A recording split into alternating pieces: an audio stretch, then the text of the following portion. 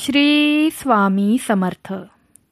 ओम नमो भगवते वासुदेवाय नमः. भगवान विष्णूंनी स्त्रीचा गर्भ पडण्याचे कारण माता लक्ष्मीला कथा सांगताना दिले आहे आणि काय केल्याने पुत्रप्राप्ती होते या पौराणिक कथेतून सांगितले आहे. ही कथा सर्व पुरुषांनी आणि महिलांनी ऐकलीच पाहिजे. भगवान विष्णूंची ही कथा जो मनुष्य ऐकतो त्यांच्या मुलाबाळांवर येणारे संकट टळते आणि ज्यांना पुत्रप्राप्ती हवी आहे त्यांना पुत्रप्राप्ती होते. कोणत्या पापामुळे महिलांचा गर्भपात होतो? भक्तांनो, तुम्ही सर्वांनी पाहिलं असेल की काही स्त्रिया गरोदर असतात, पण त्यांच्या मुलाचा जन्म वेळेपूर्वी होतो, ज्यामुळे मुलाचा मृत्यू होतो आणि अनेक स्त्रिया मृत मुलाला जन्म देतात. भक्तांनो, आजच्या व्हिडिओमध्ये आम्ही तुम्हाला कोणत्या पापामुळे महिलांचा गर्भपात होतो याबद्दल सांगणार आहोत. अशी कोणती कामे आहेत जी गर्भवती महिलेने कधीही करू नयेत, नाहीतर तिचा गर्भपात होतो, आणि याविषयी भगवान विष्णूंनी काय सांगितले आहे हे एका महत्त्वाच्या कथेतून जाणून घेणार आहोत. या कथेला सुरुवात करण्यापूर्वी भगवान विष्णू आणि माता लक्ष्मी यांचा आशीर्वाद प्राप्त करण्यासाठी आत्ताच हा व्हिडिओ लाईक करा आणि कमेंट बॉक्समध्ये ओम नमो भगवते वासुदेवाय नमः हा मंत्र टाईप करा. तुमच्या मुलांवर येणारी सर्व संकटे टळली जातील आणि भगवान विष्णूंची कृपा अखंड तुमच्यावर राहील. भक्तांनो, एकदा माता लक्ष्मी भगवान विष्णूंना भेटायला गेली होती. तेव्हा माता लक्ष्मीला पाहून भगवान विष्णू म्हणाले, हे देवी, काय हरकत आहे? आज अचानक भेटायला का आली? तेव्हा माता लक्ष्मी म्हणाली, प्रभू, आज जेव्हा मी पृथ्वीवर फिरत होती तेव्हा मी पाहिले की काही स्त्रिया गरोदर राहतात, परंतु त्यांचा गर्भ पडून जातो, म्हणजे त्यांचे बाळ वेळेपूर्वीच नष्ट होते. हे बघून माझ्या मनात 2 प्रश्न निर्माण होत आहेत आणि आज मी तुमच्याकडे त्या 2 प्रश्नांची उत्तरे मागायला आली आहे. तेव्हा भगवान विष्णू म्हणाले, हे देवी, तुझ्या मनात जे काही प्रश्न असतील ते मला सांग. मी तुझ्या दोन्ही प्रश्नांची उत्तरे नक्कीच देईन. तेव्हा माता लक्ष्मी म्हणाली, प्रभू, माझा पहिला प्रश्न आहे की कोणत्या पापामुळे स्त्रीचा गर्भपात होतो आणि त्या स्त्रीचे मूल मरण पावते. आणि माझा दुसरा प्रश्न असा आहे की कोणत्या स्त्रीला मुलगा होणे नशिबात नाही आणि ती आयुष्यभर अपत्यहीन राहते.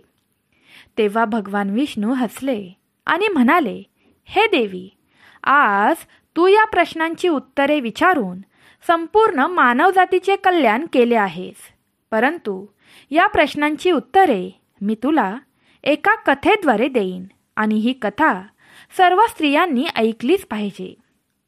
तसेच तुम्हाला कोणते काम केल्याने पुत्रप्राप्ती होते या प्रश्नांचे उत्तर देखील या कथेतून मिळेल.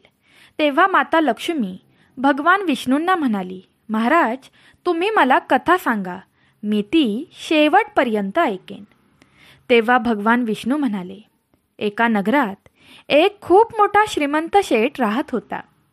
त्याच्या घरात कोणत्याही वस्तूची कमी नव्हती.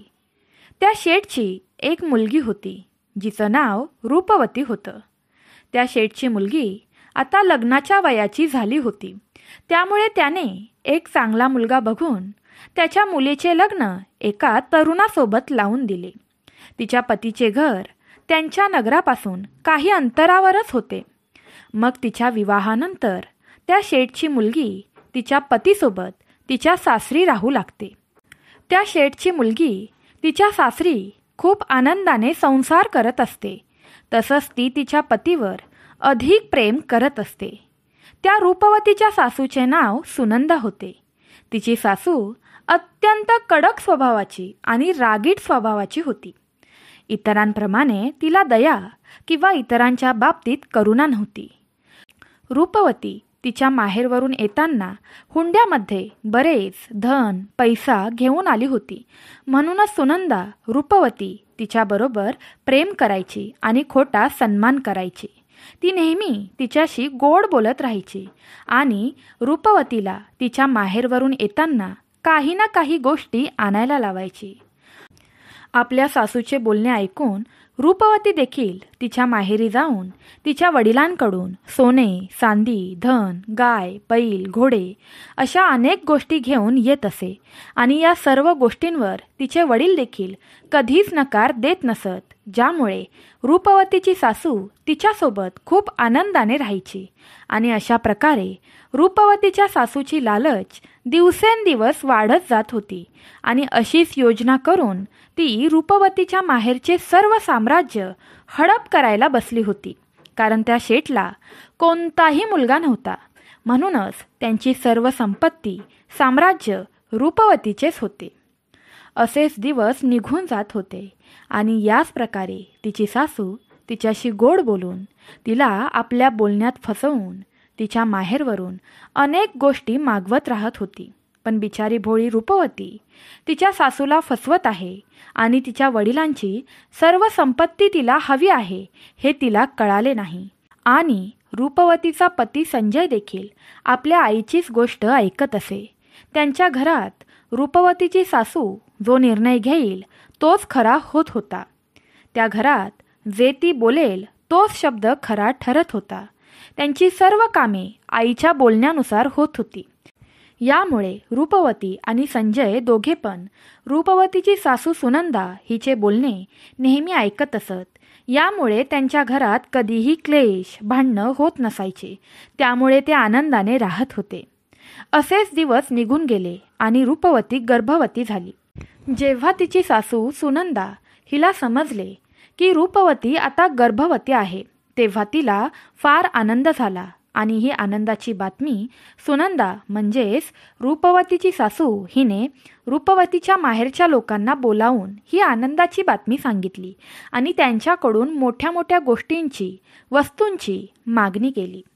रूपवतीची ही आनंदाची बातमी ऐकून तिचे वडील खूप आनंदी झाले आणि दुसऱ्या दिवशीच तिच्या सासरी सोने, चांदी, सोन्याच्या बांगड्या, मिठाई, फळं आणि अशा बऱ्याच गोष्टी त्यांनी पाठवल्या. हे सर्व पाहून रूपवती खूप आनंदी झाली. मग काही वेळ रूपवतीचे वडील तिच्या सासरी थांबून आपल्या घरी पुन्हा आले आणि असेच दिवस निघून जातात. रूपवतीच्या पोटात असलेला गर्भ वाढत गेला. रूपवतीची सासू देखील वेळोवेळी तिची काळजी घेत राहिली आणि तिला वेळोवेळी फळं, फुलं खायला देऊ लागली आणि तिची काळजी घेऊ लागली. घरातील सर्व कामं रूपवतीची सासूच करत होती. ती रूपवतीला एकही काम सांगायची नाही, म्हणून रूपवती दिवसभर घरीच आराम करायची. आणि एके दिवशी अचानक रूपवतीचा गर्भ पडून गेला आणि त्यामुळेच रूपवतीचा श्वास कोंडला. जेव्हा ही गोष्ट तिच्या सासूला कळाली तेव्हा ती रूपवतीला म्हणू लागली की हे पापी स्त्री, तू तुझ्या जीवनात कोणते असे कर्म केले आहेस की ज्यामुळे तुझ्या पोटातील जीव जन्माला येण्याआधीच नष्ट झाला. तिच्या सासूला या गोष्टीचा इतका राग आला होता की ती तिच्या सुनेला बोलून गेली की काय माहीत का, पण माझ्या मुलाने तुझ्याशी लग्न करून त्याच्या आयुष्याची वाट लावून घेतली आहे. आता माझ्या मुलाचे आयुष्य संपून गेले. हे ऐकून रूपवती खूप दुःखी झाली आणि म्हणाली, सासूबाई, यात माझा काय दोष? मी माझ्या जीवनात कोणत्याही प्रकारचे पाप केले नाही, तरीही माझ्या आयुष्यात असे का घडले काय माहिती. माझ्या पोटातील जीव जन्माला येण्याआधीच मृत्यू पावला. तेव्हा सासू म्हणाली, अगं पापी स्त्री, तू खरंच तुझ्या जीवनात काहीतरी पाप नक्कीच केले आहेस, त्यामुळे तुझ्यासोबत असे झाले. पुढे भगवान विष्णू माता लक्ष्मीला म्हणतात, हे देवी, ही कथा पुढे लक्षपूर्वक ऐक, कारण इथून पुढे तुला कळेल की कोणत्या पापामुळे स्त्रीचा गर्भपात होतो. या घटनेनंतर रूपवतीच्या सासूचे रूप पूर्णपणे बदलले गेले. ती रूपवतीला घरातील सर्व कामे सांगू लागली, तिला टोमणे मारू लागली, छळ करू लागली. रूपवतीची सासू तिला इतकी कामं सांगायची की आता रूपवतीला जेवायला देखील वेळ भेटत नसे. जेव्हा सर्वजण जेवून उठत असे तोपर्यंत रूपवती उपाशीच राहायची. ती आता सासूच्या समोर जाण्यासाठी देखील घाबरू लागली होती. असेच काही बरेच दिवस निघून गेल्यानंतर रूपवती पुन्हा एकदा गर्भवती राहिली आणि या गोष्टीमुळे तिचा पती तिच्यावर खूप प्रसन्न झाला. आणि जेव्हा ही बातमी रूपवतीच्या सासूला समजली तेव्हा तिची सासू रूपवतीला म्हणाली, तू आधीच एका बाळाला खाऊन बसली आहेस, आता या बाळाला तरी वाचव. माझा तुझ्यावर थोडा देखील विश्वास नाही. मला अजूनही असे वाटते की तू तुझ्या आयुष्यात काहीतरी पाप केले आहेस, म्हणूनच तुझ्या बाबतीत असे घडले आहे. सासूबाईंचे हे बोलणे ऐकून रूपवती काहीच बोलली नाही आणि नंतर हळूहळू रूपवतीची गर्भधारणा वाढत गेली. रूपवती गर्भवती असून देखील घरची सगळी कामं करत असत, पण तरीही तिच्या सासूबाईंना तिची जराही दया आली नाही. मग हे करत असताना आता रूपवतीच्या गरोदरपणाचे 9 महिने पूर्ण झाले होते. आता मुलाच्या जन्माची वेळ अगदी जवळ आली होती आणि मग रूपवतीने एक दिवस एका मुलाला जन्म दिला. पण तो मुलगा काहीच बोलत नव्हता आणि रडतही नव्हता. जेव्हा रूपवतीने हे सर्व पाहिले तेव्हा तिला समजले की तिचे हेही बाळ वारले आहे, मृत्यू पावले आहे. आपल्या मृत झालेल्या बाळाला पाहून रूपवती जोरजोरात रडू लागली आणि जेव्हा ही गोष्ट तिच्या सासूला समजली तेव्हा तिची सासू येऊन तिला खूप बडबड करू लागली. तू नक्कीच तुझ्या जीवनात काहीतरी घोर पाप केले आहेस, त्यामुळे हे तुला सर्व भोगायला येत आहे. त्यामुळेच तुझा हा मुलगा देखील मृत्यू पावला. जर तू आता माझ्या घरात जास्त दिवस राहिलीस तर तू माझ्या घराचा देखील नाश करशील आणि त्यामुळेच आता तुला माझ्या घरी राहण्याची गरज नाही. तेव्हा रूपवती बोलू लागली, सासूबाई, मी आता कुठे जाऊ? आता माझ्यासाठी माझे पती सर्व काही आहेत. मी त्यांना सोडून कुठेही जाऊ शकत नाही. मला माझ्या पतीवर खूप प्रेम आहे, म्हणूनच मला या घरातून हाकलून देऊ नका. मी घरची सर्व कामे करेन, कुठल्याही कोपऱ्यात बसून खाईन. या घरातील जी तुम्ही कामे सांगाल ती सर्व मी करेन, पण मला घरातून हाकलून देऊ नका, कारण मी माझ्या नवऱ्याशिवाय एक क्षणही राहू शकत नाही. तेव्हा तिची सासू तिला म्हणाली, अगं पापी स्त्री, तू तुझ्या पतीशिवाय राहू शकत नाहीस तर कुठेही जाऊन तू जीव दे आणि मरून जा, पण मी तुला या घरात क्षणभरही राहू देणार नाही. असे बोलून रूपवतीच्या सासूने रूपवतीला घराबाहेर काढले. तेव्हा रूपवती घराबाहेरच बसून राहते, पण तिची सासू तिला अजिबात घरामध्ये घेत नाही. मग ती घराबाहेर बसली आणि मनात विचार करू लागली की आता मला इथून आईच्या घरी जावं लागेल. मग हा विचार करून ती आईच्या घरी जाऊ लागली. मग रस्त्यात एक मोठे जंगल लागते. मग ती जंगलाच्या रस्त्याने तिच्या आईच्या घरी जाऊ लागली आणि मग मध्येच पाऊस सुरू झाला, म्हणून ती एका झाडाखाली शांतपणे बसते. तेवढ्यात एक साधू महाराज तेथून जात होते. त्यांनी रूपवतीला एका झाडाखाली बसलेले पाहून विचारले, मुली, तू कोण आहेस आणि इथे या जंगलात एकटी काय करत आहेस? तेव्हा रूपवती साधू महाराजांना म्हणाली, हे साधू महाराज, मी खूप श्रीमंत कुटुंबातील मुलगी आहे आणि मी एका श्रीमंत माणसाशी लग्न केले आहे आणि मला अद्याप मुलगा झाला नाही आणि मी एकदा गरोदर देखील राहिली होती, पण माझा मुलगा जन्मताच मरण पावला आणि असे एकदा नाही तर 2दा झाले. त्यामुळे माझ्या सासूने मला घरातून हाकलून दिले आहे. त्यामुळे मी या जंगलातून माझ्या आईकडे जात आहे. हे गुरुवर्य, यावर तुम्ही काही उपाय सांगितला तर माझ्यावर खूप मोठी कृपा होईल. तेव्हा साधू महाराज म्हणाले, यासाठी मी तुम्हाला काही नियम सांगतो. तुम्ही अजिबात चिंता करू नका. मी तुम्हाला पुत्रप्राप्तीसाठी काही उपाय सांगतो. जर तू या गोष्टी पूर्णपणे निष्ठेने केल्यास तर तुला पुत्रप्राप्ती होईल. त्यामुळे लक्षपूर्वक ऐक. कोणत्याही स्त्रीने मासिक पाळीच्या दरम्यान आपल्या पतीसोबत संबंध नाही ठेवले पाहिजेत आणि पतीला स्पर्श देखील नाही केला पाहिजे. त्यामुळे संतान गर्भामध्येच मृत्यू पावतो. गरोदर स्त्रीने देवाची पूजा, ध्यान करत राहावे आणि तिच्या चेहऱ्यावर नेहमी आनंद ठेवावा. गर्भवती स्त्रीने कधीच दुःखी राहू नये, नाहीतर आपल्या पोटातील बाळावर त्याचा वेगळा प्रभाव पडतो. गरोदर स्त्रीने कधीही इतर लोकांच्या घरातील अन्न खाऊ नये आणि शक्यतो आपल्या स्वतःच्या घरातच राहावे. यामुळे संतती खूप चांगली होते. गर्भवती स्त्रीने कधीही भीती वाटेल अशा गोष्टी पाहू नयेत, कारण यामुळे आपल्या पोटातील बाळावर खूप वाईट परिणाम पडतो. गर्भवती स्त्रीला नेहमी चांगला आहार मिळाला पाहिजे, ज्यामुळे संतान तंदुरुस्त आणि गुणवान होते. गर्भवती स्त्रीने हे नियम पाळले तर त्यांना पुत्रप्राप्ती होते आणि ज्या स्त्रिया या नियमांचे पालन करत नाहीत त्यांचा गर्भ पडतो. पुढे साधू महाराज म्हणाले, हे मुली, आता मी तुला पुत्रप्राप्तीसाठी काही उपाय सांगतो, त्यामुळे लक्षपूर्वक ऐक. तुला नक्कीच पुत्रप्राप्ती होईल. तेव्हा साधू महाराज म्हणाले की प्रत्येक स्त्रीने तिच्या मासिक पाळीच्या 5 दिवस आधी आपल्या पतीसोबत संबंध नाही ठेवले पाहिजे, कारण असे केल्याने दुराचारी पुत्रप्राप्ती होते आणि 5व्या रात्री मिलन केल्याने कन्या प्राप्त होते. 6व्या रात्री मिलन केल्याने पुत्रप्राप्ती होते. 7व्या रात्री मिलन केल्याने वंद्यापुत्री प्राप्त होते. 8व्या रात्री मिलन केल्याने पुत्रप्राप्ती होते. 9व्या रात्री मिलन केल्याने एक सुंदर कन्या प्राप्त होते आणि 11व्या रात्री एक विद्वान आणि उत्तम पुत्र प्राप्त होतो किंवा चांगले आचरण असलेली मुलगी मिळते. 12व्या रात्री मिलन केल्याने पुण्यवान पुत्र जन्माला येतो. 13व्या रात्री मिलन केल्याने लक्ष्मीच्या रूपात कन्या उत्पन्न होते. 14व्या रात्री मिलन केल्याने सद्गुणी, बुद्धिमान व बलवान पुत्र होतो. म्हणूनच जर तुम्ही या नियमांचे पालन केले तर तुम्हाला चांगला पुत्र मिळेल. असे बोलून साधू महाराज तेथून निघून गेले. मग रूपवती मनात विचार करू लागली की साधू महाराजांनी सांगितलेल्या उपायानुसार मी वागली तर मलाही पुत्रप्राप्ती होईल आणि माझ्या सासूबाई मला घरची कामे करायला लावणार नाहीत. घरातील सगळेजण माझा आदर करतील.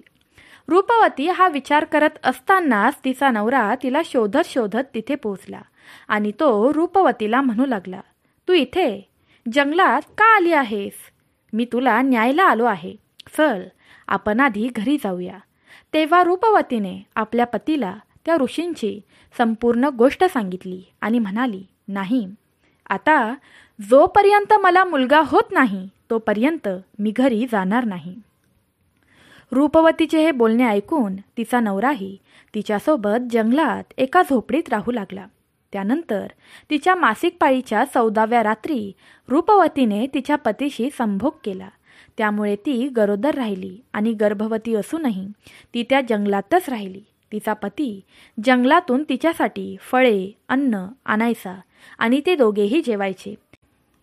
मग हे करत करत 9 महिने निघून गेले आणि रूपवतीच्या मुलाची जन्माला येण्याची वेळ जवळ आली आणि मग एके दिवशी रूपवतीला छान असा मुलगा झाला. मुलगा झालेला पाहून रूपवती आणि तिचा पती दोघेही आनंदी झाले. मग रूपवतीचा नवरा तिला म्हणू लागला, चल, आता आपण दोघेजण घरी जाऊ, कारण आईने तुला मुलगा न झाल्याने टोमणे मारून घरातून हाकलून दिले होते, पण आता तुला मुलगा झाला आहे. ती सुद्धा खूप आनंदी होईल. तेव्हा रूपवती म्हणाली, ठीक आहे, आपण घरी जाऊया. मग जेव्हा दोघेही घरी गेले तेव्हा तिच्या सासूने पाहिले की रूपवतीने मुलाला जन्म दिला आहे. हे पाहून ती खूप आनंदी झाली आणि रूपवतीला बोलू लागली, तुला मुलगा कसा झाला? तेव्हा रूपवती म्हणू लागली, जेव्हा तुम्ही मला घरातून हाकलून दिले तेव्हा मी जंगलात गेली आणि तेथे मला एक ज्ञानी ऋषी महाराज भेटले. सासूबाई, तुम्ही जर मला हाकलून दिलेच नसते तर मला हे महाराज भेटलेच नसते. तुम्ही मला घरातून हाकलून देऊन खूप चांगले काम केले. त्यांनी मला पुत्रप्राप्तीचा उपाय सांगितला आणि त्याच उपायाने मला पुत्रप्राप्ती झाली. तेव्हा रूपवतीची सासू तिला म्हणू लागते, हा साधू महाराज तर खूप ज्ञानी दिसत आहे. मग त्याला हे देखील माहीत असेल की आपण कोणत्या गोष्टीने धनवान बनू शकतो. आता तर मी जंगलात जाते आणि त्यांना धनवान होण्याचे उपाय विचारूनच येते. तेव्हा रूपवती तिच्या सासूला म्हणू लागली की सासूबाई, आता तुम्ही जंगलात जाऊ नका. त्या जंगलात ते साधू महाराज अजून आहेत की नाही हे मला माहीतच नाही. तेव्हा रूपवतीची सासू म्हणाली की मी जंगलात जाऊन साधू महाराजांना धनवान होण्याचा उपाय विचारूनच घरी येणार. इतकं बोलून रूपवतीची सासू त्या जंगलात जातेच आणि मग त्या जंगलात गेल्यावर तिच्यासमोर तिला एक सिंह दिसतो. सिंहाला बघून ती पूर्णपणे घाबरते आणि मग तो सिंह तिला खाण्यासाठी तिच्या पुढे येतो. जसा सिंह रूपवतीच्या सासूला खाण्यासाठी पुढे येऊ लागला तेव्हा रूपवतीची सासू म्हणाली की हे सिंह महाराज, तुम्ही मला का खात आहात? मला खाऊन तुम्हाला काय मिळणार? हे पापी स्त्री, तू खूप दृष्ट स्वभावाचे आहेस, असं सिंह म्हणू लागला, आणि म्हणूनच मी तुला आता खाणार आहे. इतकं बोलून सिंह रूपवतीच्या सासूला खाऊन संपवते आणि तिथेच तिचा मृत्यू होतो. मग यमदूताचे 2 दूत तिथे येतात आणि तुला उचलून घेऊन यमराजाच्या पुढे उभे करतात. आणि मग तेव्हा चित्रगुप्त त्या स्त्रीच्या आयुष्यातील लेखाजोखा वाचतो. संपूर्ण लेखाजोखा वाचून चित्रगुप्त बोलू लागतो, हे यमराज, या पापी स्त्रीने तिच्या आयुष्यात खूप पापे केली आहेत. ही स्त्री तिच्या सुनबाईवर मोठे मोठे अत्याचार करत राहिली. ती गर्भवती असूनही तिच्या घरातील सर्व कामे ती तिच्याकडूनच करून घेत असे. इतकंच काय, तर जेव्हा तिच्या सुनबाईची 2 मुले मृत पावली होती तेव्हा तिने रागाने सुनबाईला घरातून हाकलून लावले होते. चित्रगुप्ताच्या या गोष्टी ऐकून यमराजाला त्या स्त्रीचा खूप राग आला आणि मग यमराजांनी त्यांच्या दूतांना आज्ञा दिली की या पापी स्त्रीला नरकामध्ये टाकून द्या. कथा सांगताना पुढे भगवान विष्णू लक्ष्मी मातेला म्हणाले, हे देवी, अशा प्रकारे तिच्या सासूला तिने केलेल्या कर्मांची शिक्षा भेटली आणि इथे तिच्या सुनेला पुत्रप्राप्ती झाली. त्या सुनबाईने साधूंनी सांगितलेल्या नियमांचे पालन केले, त्यामुळेच तिला पुत्रप्राप्ती झाली. अशा प्रकारे जी स्त्री त्या साधूंच्या सांगितलेल्या म्हणण्यानुसार या नियमांचे पालन करेल त्या स्त्रीला पुत्रप्राप्ती अवश्य होईल. मग माता लक्ष्मीने भगवान विष्णूंना एक प्रश्न विचारला की हे प्रभू, त्या कोणत्या स्त्रिया आहेत ज्यांना पुत्रप्राप्ती होत नाही आणि त्या स्त्रियांनी मुलगा होण्यासाठी काय करावे? पुढे भगवान विष्णू म्हणाले, या अशा स्त्रिया आहेत ज्या नेहमी आपल्या पतीशी भांडत राहतात आणि घरातील सर्व कामे त्यांच्या इच्छेनुसार करतात, आणि जर त्यांनी आपल्या पतीचा आदर केला नाही तर अशा स्त्रियांना कधीही पुत्रप्राप्ती होत नाही. आणि अशा स्त्रियांनी पुत्र होण्यासाठी आपल्या पतीचा आदर केला पाहिजे, त्यांच्या बोलण्याचा सन्मान केला पाहिजे. घरात कधीही भांडणं, वादविवाद करू नये. नेहमी भगवंताचे ध्यानधारणा करून रोजचे दिवस घालवले पाहिजेत. घरात भगवंताचे, परमेश्वराचे, देवाचे नामस्मरण केले पाहिजे. शक्तिशाली मंत्र जप केले पाहिजे. भगवंत तुमच्या सर्व इच्छा पूर्ण करेल, असे बोलून भगवान विष्णूंनी ही कथा इथेच समाप्त केली. भक्तांनो, तुम्हाला आजची कथा कशी वाटली हे नक्की आम्हाला कमेंट करून सांगा. तुम्ही जर आपल्या चॅनलवर नवीन असाल तर आपल्या स्वामी समर्थ आईचा जयघोष करायला विसरू नका आणि आपलं हे चॅनल सबस्क्राईब करा. सर्वांनी तुमची काळजी घ्या. श्री स्वामी समर्थ. जय जय स्वामी समर्थ. धन्यवाद.